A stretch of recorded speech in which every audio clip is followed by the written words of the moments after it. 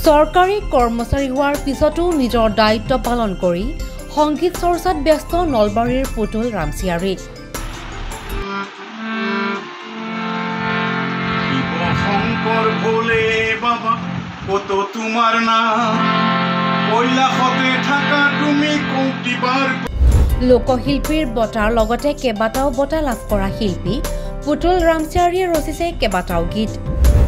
ইতিমধ্যে বিভিন্ন মঞ্চত গীত পৰিৱেশন কৰি ৰাইজৰ পৰা লাভ কৰিছে সমাদৰ। নিজৰ ৰচিত গীতেৰে দৰ্শক ৰাইজক আমোদ দিয়া পুতুল ৰামচিয়াৰী এগৰাকী বন বিভাগৰ কৰ্মচাৰী। অসমীয়াৰ বাপুতি সাহোন ৰঙালী বিহুৰ প্ৰাক মুহূৰ্তত চৰ্চালৈ নলবাৰীৰ বন বিভাগৰ কৰ্মচাৰী পুতুল ৰামচিয়াৰী। নলবাৰীৰ পুষ্পপুৰৰ নিবাসী পুতুল ৰামচিয়াৰীয়ে ৰচিছে কেইবাটাও গীত। ইপিনে নিজৰ কথা সুৰৰ গীতবোৰ বিভিন্ন মঞ্চত পৰিৱেশন কৰি দৰ্শক ৰাইজৰ পৰা লাভ কৰিছে বেছ সমাদৰ। সৰুৰে পৰা সংগীতৰ প্ৰতি ধাউতি থকা ৰামচিয়াৰী পৰৱৰ্তী সময়ত চৰকাৰী কৰ্মচাৰী হোৱাৰ পিছতেই অব্যাহত ৰাখিছে সংগীত চৰ্চা। বৰ্তমান কিছু অসুস্থ যদিও ৰঙালী বিহুৰ সাংস্কৃতিক অনুষ্ঠানৰ বাবে চলিছে প্ৰস্তুতি।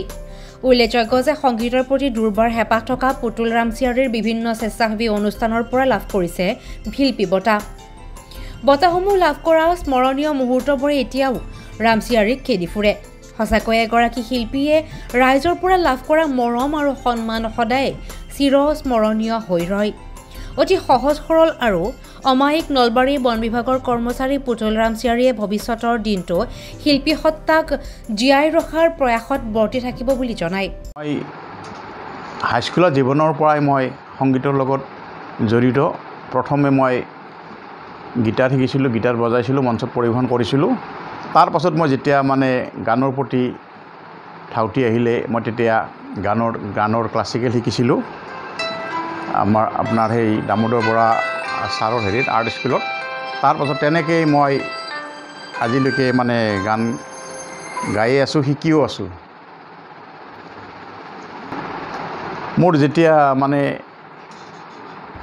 গান মোৰ বিশেষকৈ ধৰ্মীয় গীতবোৰ মই তাৰমানে ষ্টাডি কৰি লিখিছোঁ আৰু কিতাপ চাওঁ ধৰ্মীয় গীতবোৰ সুৰ কৰিছোঁ।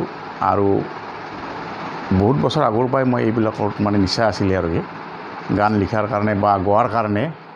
সেই লৈয়ে মই আজিলৈকে চেষ্টা কৰি আছোঁ। আপুনি এৱাৰ্ডো পাইছে? মই 2015 চনত ডক্টৰ আম্বেদকাৰ ৰাষ্ট্ৰীয় বঁটা আৰু 2022 চনত ৰঙিয়াত সংগীত গ্ৰুপ অফ ক্ৰিয়েশ্যনে লোকশিল্পী বঁটা দিয়ে। পুৰণি গীতৰ লগতে ধৰ্মীয় গীতসমূহ আপুনি খুব সুন্দৰকৈ গায়, যদি সম্ভৱ হয় অকণমান এটা গীতৰ কলি।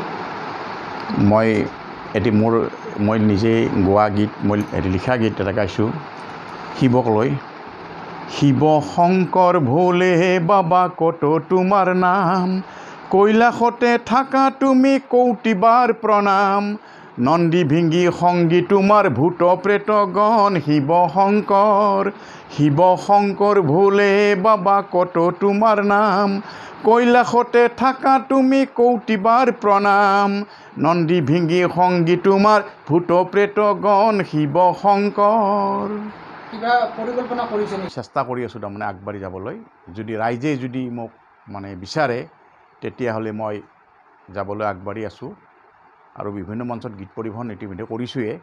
আৰু মোৰ কিন্তু কোনো ধৰণৰ মাননিৰ প্ৰতি নাই, লোভ নাই। ৰাইজে যদি বিচাৰে এইখিনিতে মই ৰাইজক অনুৰোধ, মোক বিচাৰিলে মই নিশ্চয় যাম। ভৱেশ কুমাৰ দাসৰ ৰিপৰ্ট DA 365।